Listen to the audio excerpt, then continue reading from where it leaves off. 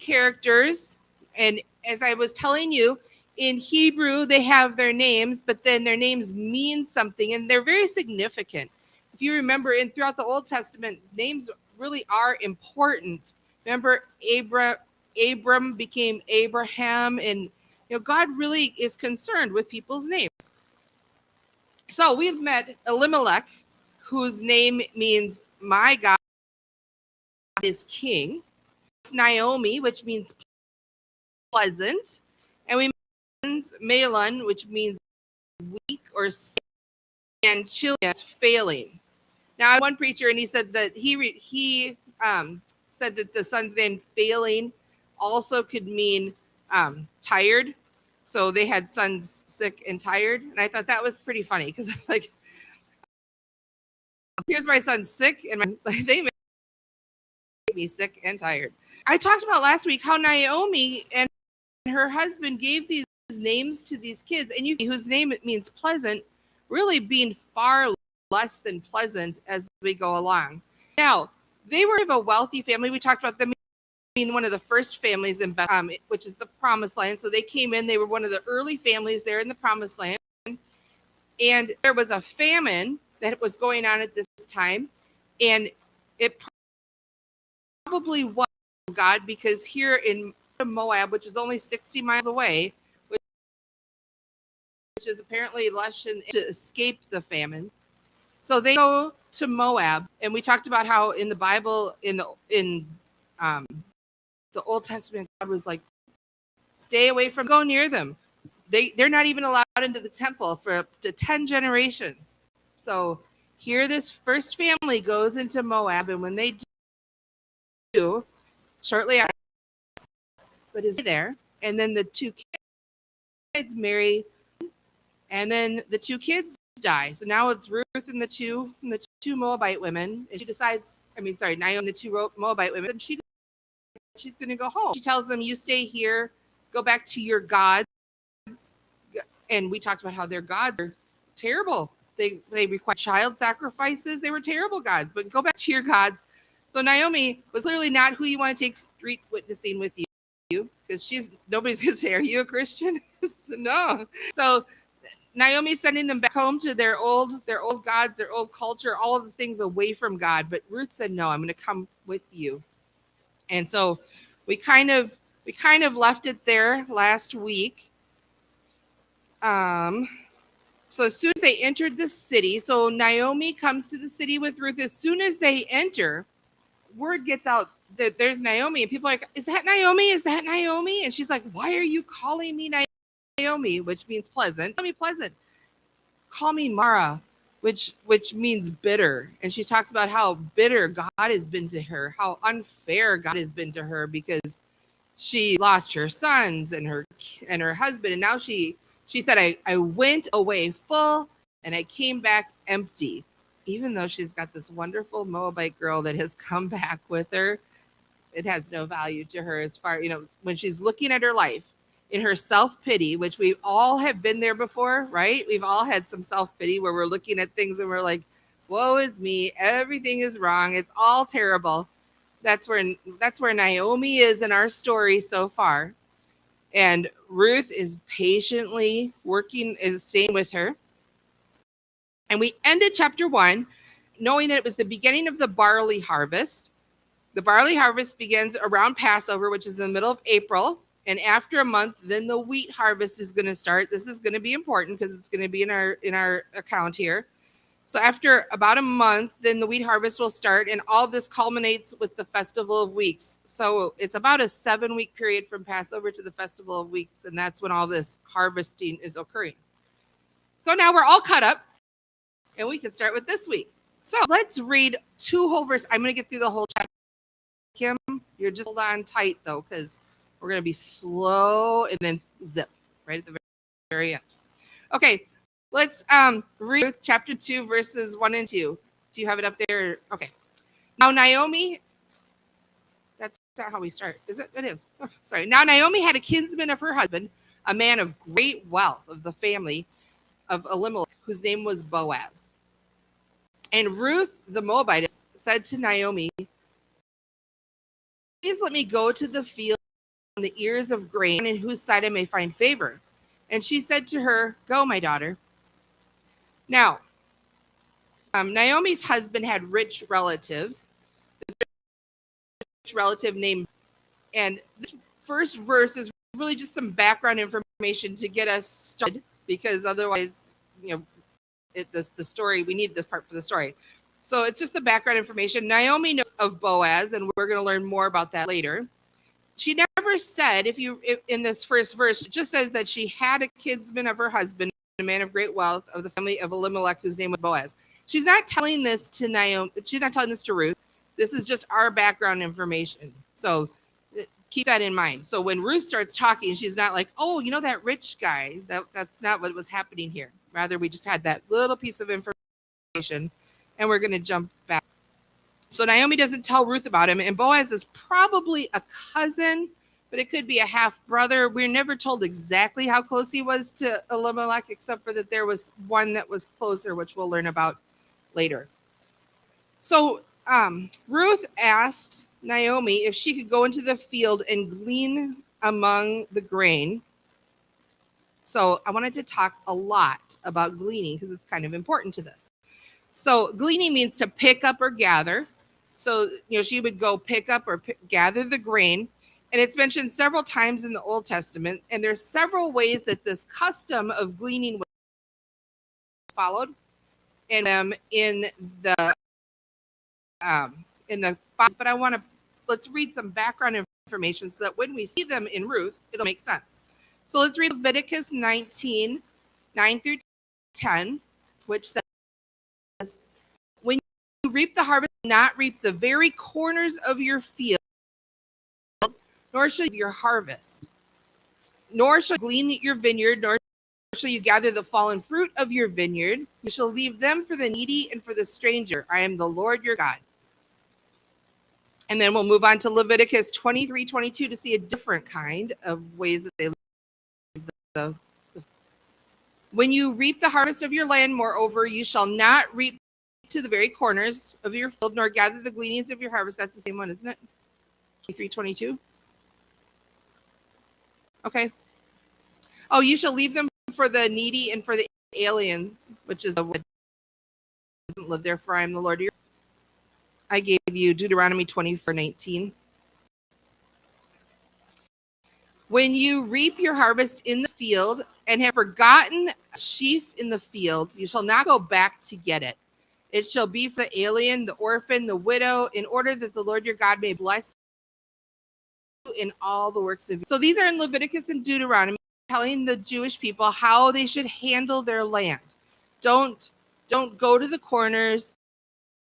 Be if you didn't get it all, just leave it.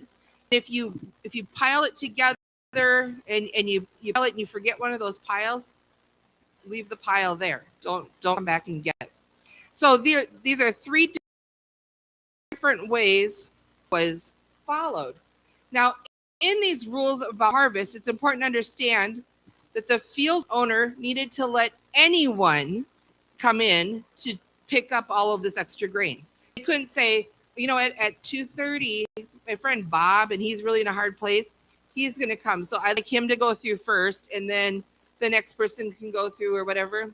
It's not like that. It's just an open gift. Like, once it's out there, and once you've started, whoever comes behind you is who comes behind you.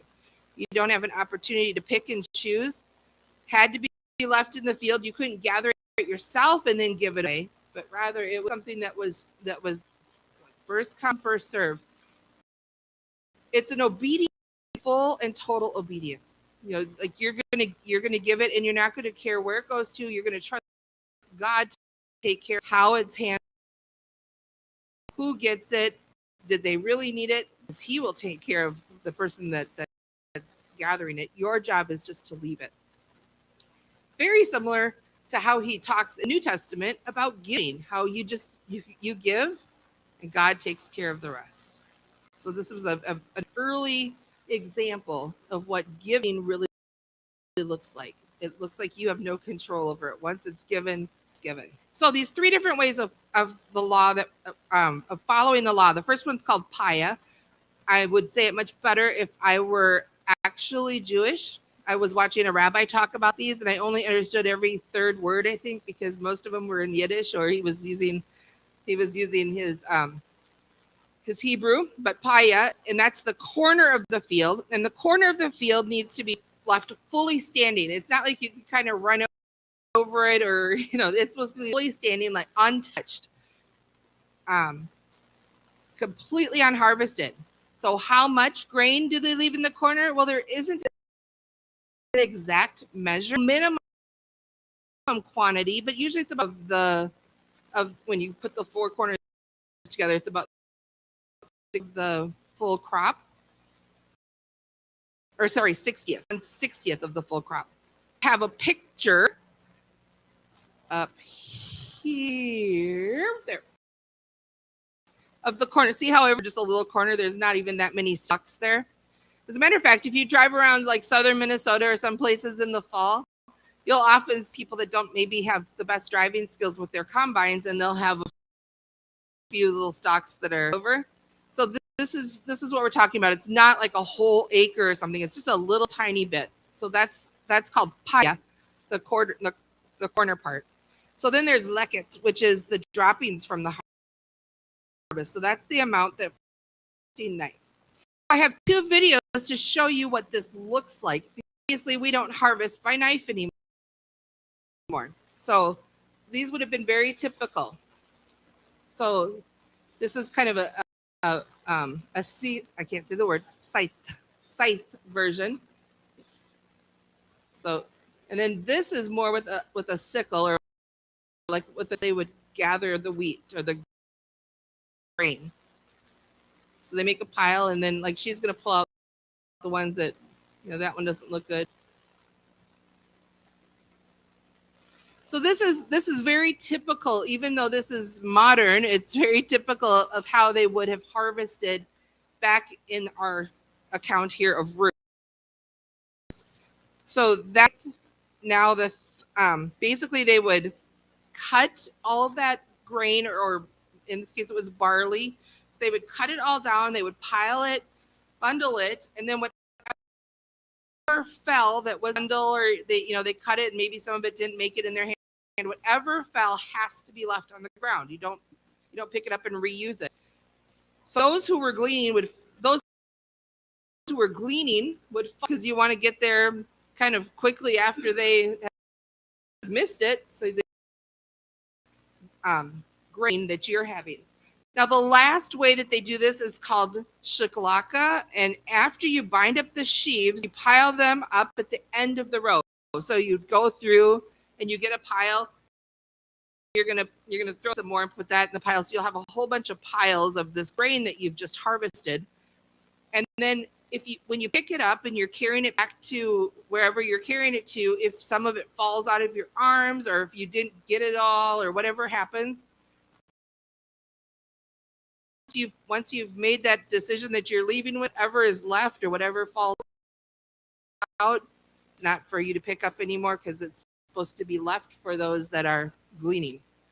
So those are the three kinds of gleaning. We'll talk about them all. And where we are in our story now is Naomi and Ruth are poor. They're poor, and they need to food. And remember, Ruth is a Moabitess, which we're going to hear about 30 times. I forgot to count, but it's a lot of times. They keep mentioning Ruth is from Moab. Ruth is from Moab. Like you would have forgotten from 2 verses earlier that Ruth is from Moab. So she's really not potential bride for any of those here in Bethlehem. And she's also a widow. And Naomi is a widow. So the dire straits. So this is exactly who this law was written for, so that they could get food. So now let's read Ruth, back into Ruth chapter 2, verse 3. So this is Ruth, departed, went and gleaned in the field after the reapers. And she happened to come to the portion of the field belonging to both the family of Elimelech. So she went and gleaned following the harvesters, which was that second time that leket, where we saw the big word I can't say, and then the knife pulling the wheat. So she was following behind them, picking up whatever they had left. And she happened to come, the verse here, the word happened to come to the field of Boaz, means she didn't have a plan. She happened to come she just came to that one, and it happened to be Boaz's. There was no sign that said, well, come to the field of Boaz. It gave her any directions. It said, if you turn left and then right, it wasn't like that. She was gleaning, and it happened to be the field of Boaz. Now, we also know that nothing really happens. This is a wonderful story before we knew we needed it. In this case, before Ruth even knew that she really needed God's provision, what God had from this, because we talked last week about how Ruth is going to marry Boaz, and if they'll have a kid, and which will have a kid, and out of that comes Jesus. How amazing that the Moabite woman will end up as so many times great grandmother of Jesus, because God had a plan. We talked just briefly during prayer time. Allie was saying that she needed to pray and God answered her prayer before she knew that she even had to pray it. I have tons of examples. I had another one on here. We were talking to our friends, John, doing youth group earlier in the week, and they were talking about how the place that they're living in now was just an answer to prayer, because they happened upon a sign. They didn't know that they needed this particular place, and they did in their life. God didn't want to be there with them, and he helped them go the right way and see the right things, because the proverb says that if we trust in the Lord, he will direct our paths. And I really truly believe even that this happens today just as much as it did then. And if we had big picture goggles, we see how God moves out from way before we even knew him to where we are today, and we would see a marvelous story of how wonderfully he's guarded us and taken us from place to place. And even when we slip, even when we make mistakes, even go the wrong way, somehow he's cut this path that takes us right back to where we needed to be. And it's all a miracle, the way that God has his hand in our life. And if we really believe that, we would be so much more grateful that we take. So she happened on the field of Boaz, and God directed her steps. Let's read the next part, Ruth. Now, behold, Boaz came and said to the reapers, "May the Lord be with you." And they said to him, "May the Lord bless." Then Boaz said to his servant who was in charge of the reapers, "Whose young woman is this?" The servant in charge of the reapers said, "A woman who returned with Naomi from the land of Moab." Then she said, and she said, "Glean and gather after the reapers among the sheaves." Thus she came and had remained from the morning until now. She has been sitting in the house for a little while. So Boaz came from Bethlehem. I have a picture for Allie. This is like a media presence tonight. Okay, so see the people in our foreground. They would kind of be in the field. They believe this actually is the field of Boaz, where this picture is taken. And if you look in the far background, you see the city of Bethlehem. So when it says he came from Bethlehem, I don't want you to think, well, isn't he in Bethlehem? Isn't that where they came from? Yes, they would farm, obviously, outside of the city in like in the 1930s. And Bethlehem had already grown way larger than it was, obviously, at the time of Ruth and Boaz. But it's very valuable in demonstrating the distance between the city of Bethlehem and then where they were farming. So Boaz had to come down from the village and walk quite a fair distance to get to his fields. And just as an aside, there are these fields in Bethlehem, and you can go on these wonderful, if you I hear, 'cause I haven't done this, but here if you go to the Holy Land, you can go through these wonderful tours, and you can pick, like, I want to do the Ruth tour, and you can see all of these things because they do have a general idea of where the field was that Boaz was owning and was working. They also know approximately where the shepherds were when the angels came to them, again in Bethlehem when Jesus was born, and those are very nearby each other. Some people think it's actually the same spot, where others think it's like one field marker away. It's just interesting how so much of our history happened in this really tiny area. It's kind of neat that she's going to be the great grandmother of Jesus, but yet she's in that spot where the angels are going to pronounce him someday. So Boaz is young too, because he knows who his maidservants are, and then who's that is kind of what who is that? Who does she belong to? Is she someone's servant? Who is she? And they told all about Ruth's character. That Moabite me, you're a very close relative. She came back with me. She's got notable characteristics. She asked for permission to glean. The word there is that she begged. Can I please glean in your field? She begged, and she got favor. They had to let her do it anyway, but she was right up at the front, getting all of the gleanings that there was to get.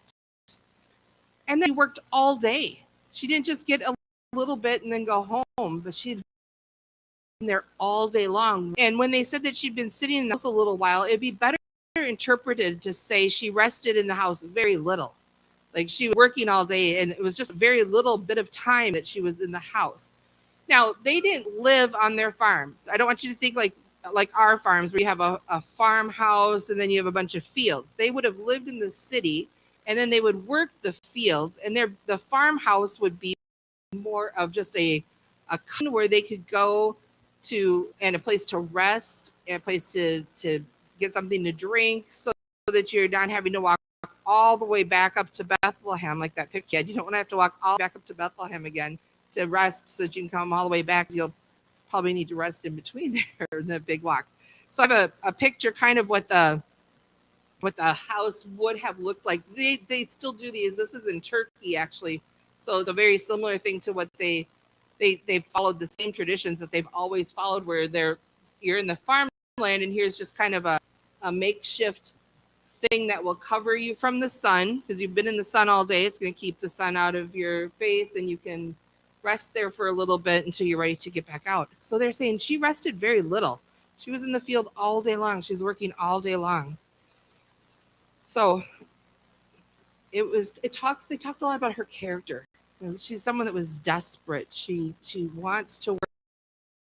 She came here to playing around. She's really serious. Let's read Ruth 2:8-10. Then Boaz said to Ruth, "Listen carefully, my daughter. Do not go to glean in another field. Furthermore, do not go on from this one, but stay here with my maids. Let your eyes be on the field which they reap, and go after them. Indeed, I have commanded the servants not to touch you. When you are thirsty, go to water jars and drink from what the servants draw." Then she fell on her face, bowing to the ground, and said to him, "Why have I found favor in your sight, that you should take notice of me, since I'm a foreigner?" There's so much in here, and we will talk probably week 5, after we're all done, about all of the ways that Boaz is a type of Christ. How we see so much of the characteristics of Christ in what Boaz does. But one of the things that say is that, here we're getting a high level conversation reported back, but Boaz clearly knows more about Ruth than he says. But he says, "Stay in my field Like, don't the things Jesus says to us too. Stay in my fields. Don't stray. Stay close by. Just so that you can see kind of how you would know, how she's going to know if she's in the wrong field. They did mark off their land. Doesn't show it very well. But this little rock wall, maybe in the very front, there'd be these rock walls that would separate the fields, maybe like 2 feet high. Not, they're not big, but it's kind of your marker, so everybody knows. So he's saying, she's Boaz, stay with my maids, the servant. These are the servant girls that were harvesting. Stay with them. Stay near. Stay very close. He invited her into that inner circle. Stay really close to those ones that are harvesting. Watch them closely. Find out what they're doing. Do exactly what they're doing. Follow closely with them. The male servants, they won't touch you, but really the word there is strike. She's getting to the point where she's really more one of his maidservants, but she's not. She's really someone who's gleaning. But he's bringing her into the fold, and he's saying the male servants are not going to strike you because you're crossing a boundary. You're welcome into this inner circle. You can enter boldly. I think how Christ boldly, and he's telling Ruth, it's okay. You can come boldly, and you can harvest boldly in this area. When you're thirsty, drink from that. Drink from the water it's for the servants, and it's for you. It's free for you too. And it's so many ways. It's how God talks to us when we're strangers or foreigners, completely against him. Come, get close. Keep your eyes on the prize. Drink. Be bold. Stay close. And that's how Boaz is speaking to Ruth. And Ruth falls on her face and she says, "But why? I'm not anybody. I'm a foreigner. Why would you do this for me?" We find grace in God's eyes.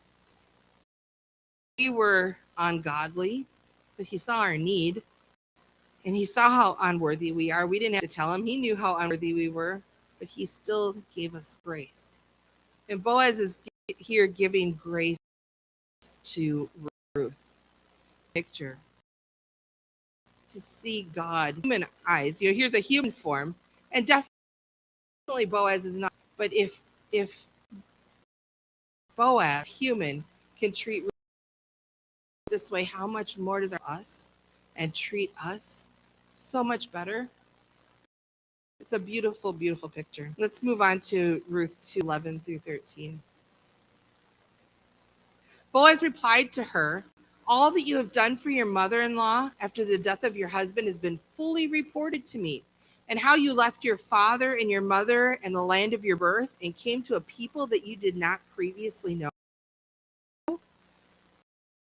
Lord, reward your work and from the Lord, the God of Israel, on whose wings you have come to seek refuge." So Boaz is basically saying, "I know who you are. I know who you are. I know where you came from. I know what you've done. I know what you gave up to come here.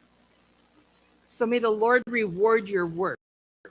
And there's something about that. May your wages, because when you work, you get wages. May your wages be, boy, that's really a blessing. For all that you do, may God be the one that pays your wages. May God fill you to overflowing with the wages that he pays. Whose wings you have come to seek refuge. Beautiful picture of how wonderful God is and how he can just gather you under his wing and take care. Again, another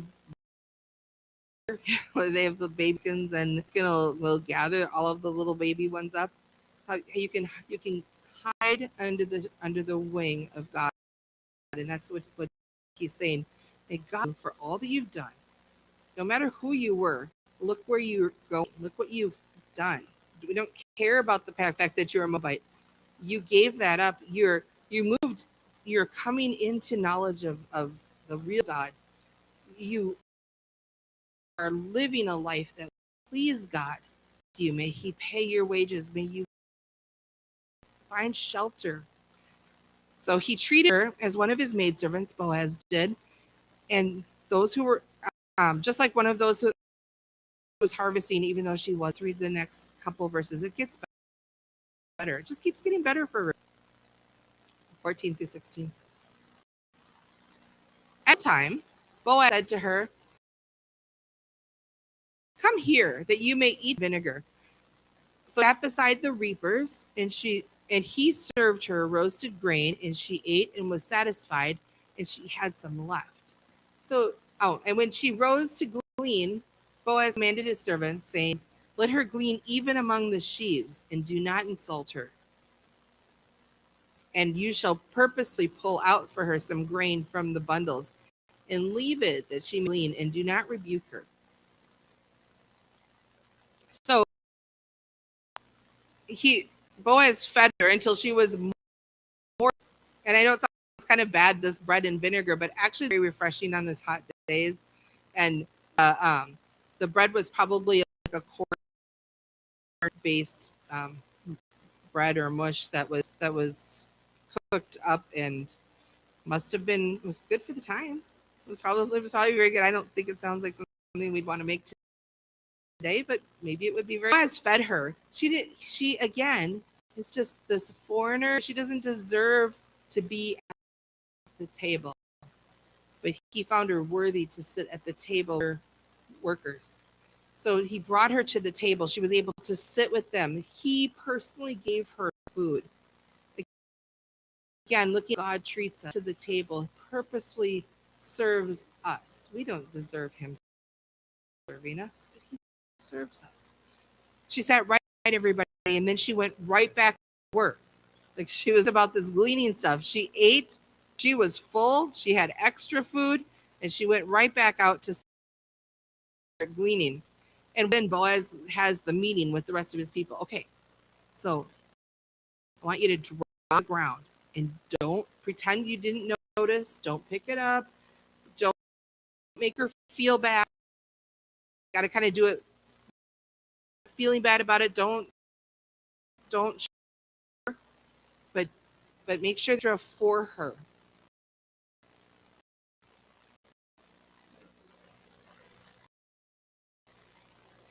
It was because of a lot of things, but they don't tell us exactly why she found favor in his sight, except for that she had given up so much, and she was working so hard, and knew that she was helping support the wife of one of his close relatives passed away. She still doesn't know who he is. So, but know who he is, and he's taking care of her. So her grace. We're going to read the whole rest of chapter 2. So she gleaned in the field until evening, and she had gleaned, and it was about an ephah of barley. She took it up and went into the city, and what she had gleaned, also took it out and gave Naomi what she had left. That was from her dinner. And her mother-in-law then said to her, "Where did you glean today, and where did you work? May he be blessed." And she told her with whom, and said, "The name of the man with whom I worked today is Boaz." Naomi said to her daughter-in-law, "May he be blessed of the Lord, who has not withdrawn his kindness to the living." And Naomi said to her, "That man is one of our closest relatives." Moabitess said, "Furthermore, he said to me, 'You should stay close to my son so that I finish all of my harvest.'" Naomi said to Ruth, "It's good, my daughter, that you go out with it so that others do not fall upon you."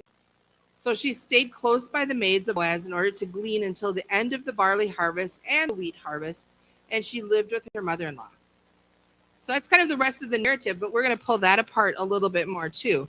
So it says that she got this ephah of grain after she had beat it out and everything. So what she would have done, if taken and, she didn't want to take these big, huge, you saw the video, she didn't want to take the little tiny bit of grain in that big long stalk and carry all of that back up that mountain or that hill into Bethlehem. You want to carry the smallest amount. So when she's getting all of the grain off of the husk and leaving the stalk in the field and just bringing the grain. And then when she brought all of that, she ended up without an ephah, which I can't tell you because the measurements have actually changed since this narrative occurred to modern. Give you the modern day version, it'd be almost twice as much as what they believe it was back then. But best estimates is it was about 25 pounds. In size, it's going to bring a milk gallon, maybe about 9 gallons of grain that she had got. That's a lot of grain, and it's kind of heavy. So she's got a lot that she's carrying and bulky, because it's going to be about a gallon. 9 of those that she's put together is one that she was able to gather in one day. You look at how they're gathering. It's really slow. It's really tedious. I would imagine that she worked from morning to night to get that much work. So not only did she bring the grain home, but she brought her leftover food. That's when she was at dinner. Remember, she was full and she couldn't eat it all, and she put it away and she brought it home. Gave it to Naomi. Here, I saved you this, and here's all of the grain I got today. Clearly, this was a huge amount because Naomi was like, "Where did you go? Who would give you this?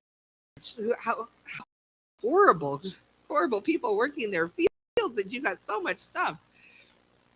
And then this is where we find I wasn't lying out. Naomi really had not told Ruth that Boaz is their relative, because here's where she tells her, "Oh, well, Boaz is actually our close."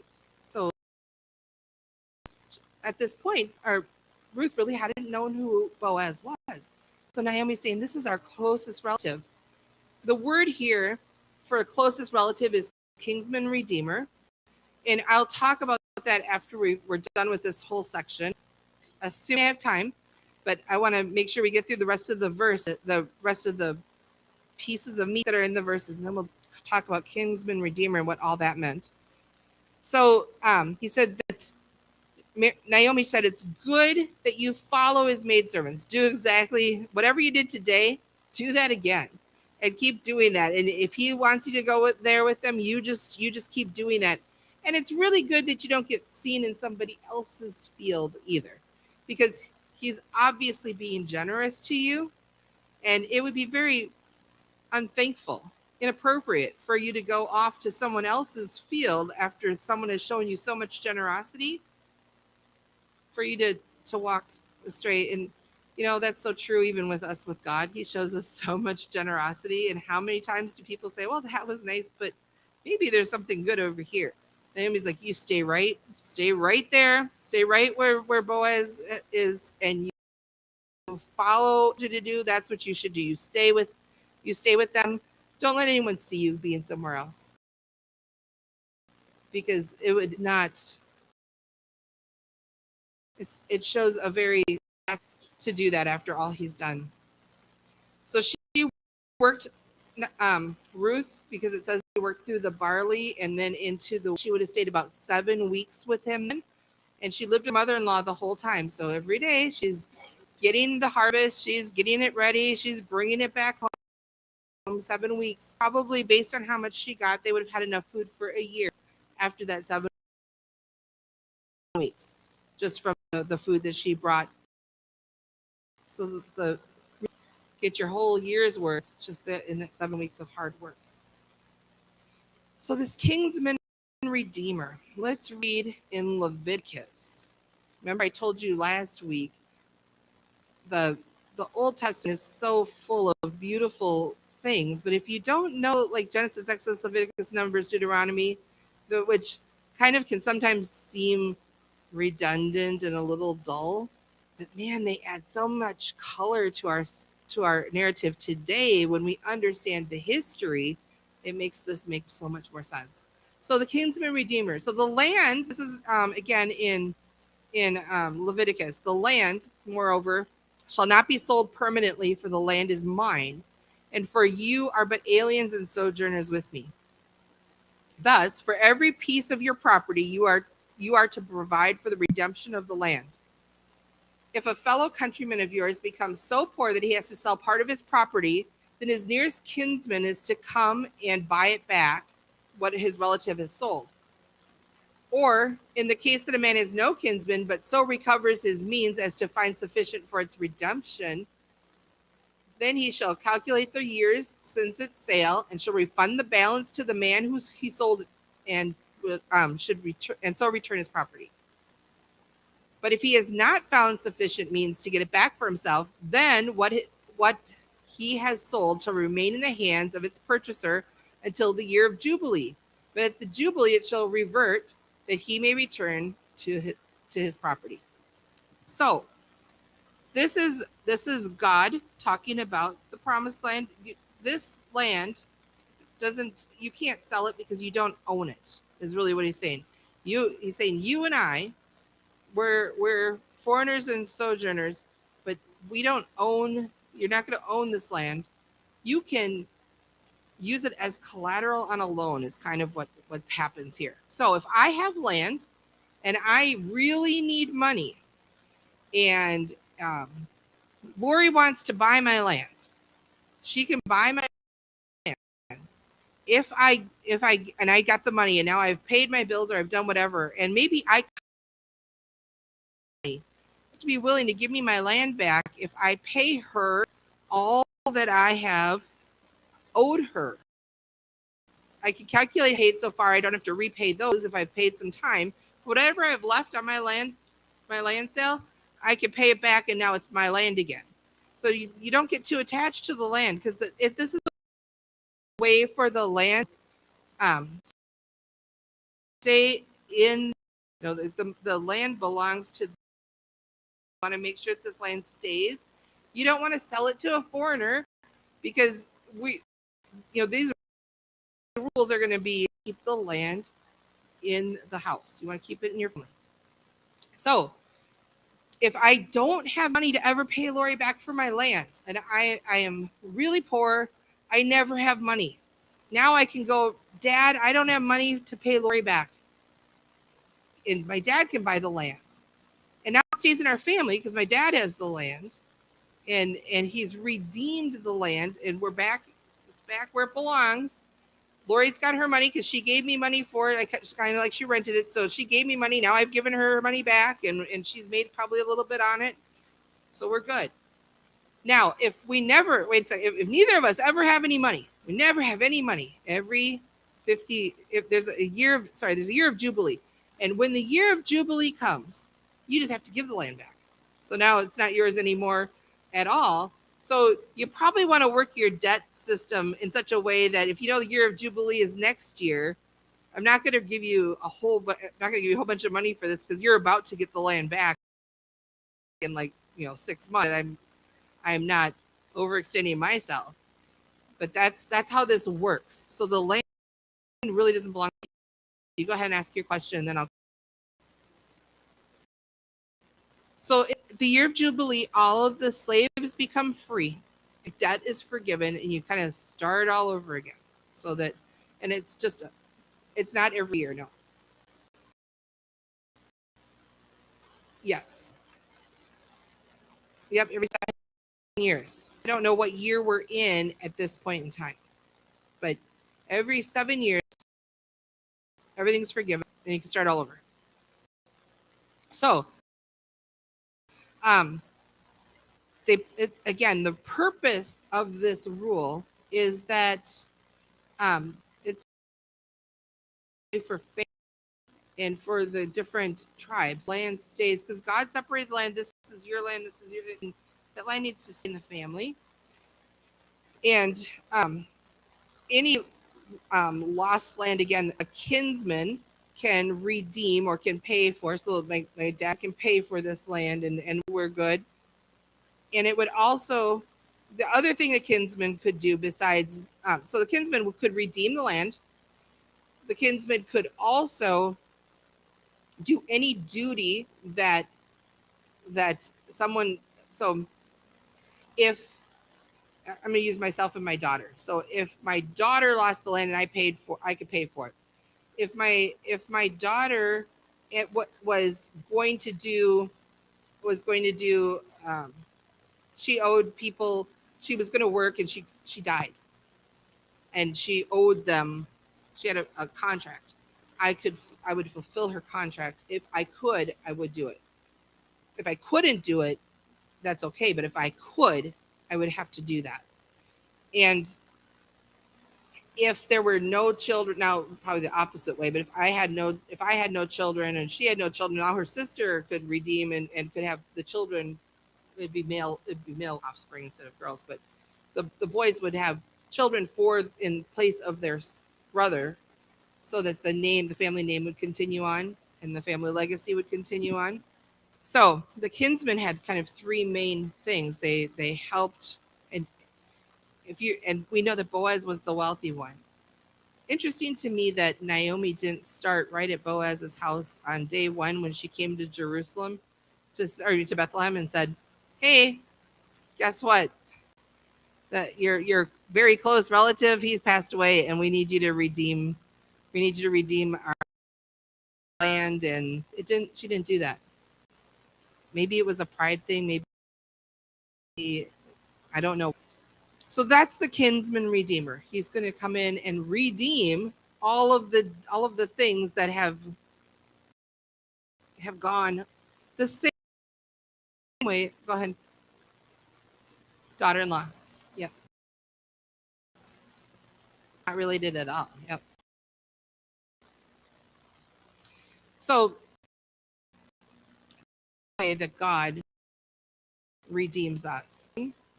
This whole redemption thing, like in these cases, being the one that's redeeming something for somebody, my good for nothing brother like lost all his money and now I have to pay his bill, and that's kind of the job of the redeemer.